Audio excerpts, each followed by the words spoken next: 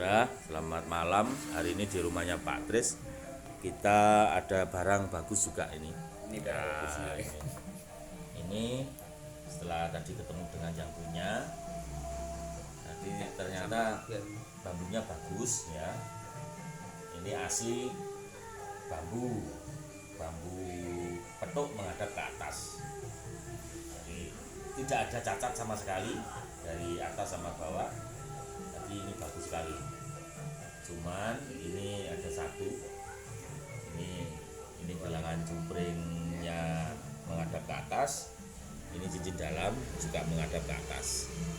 Nah, ini jalan airnya sini juga ada, dan ini juga tepat, ini jalan airnya juga tepat, jadi menghadap ke atas.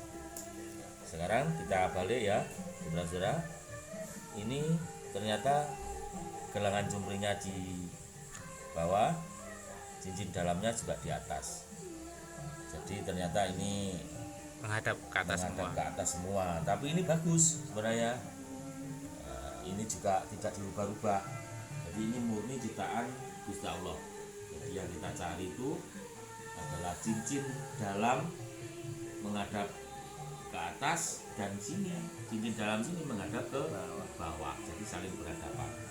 Kalau rosnya ini masuk sebenarnya, cuma bukan ini yang kita cari. Demikian, ini barangnya Pak Tris, luar biasa Pak Tris, tetap semangat. Indonesia merdeka, merdeka.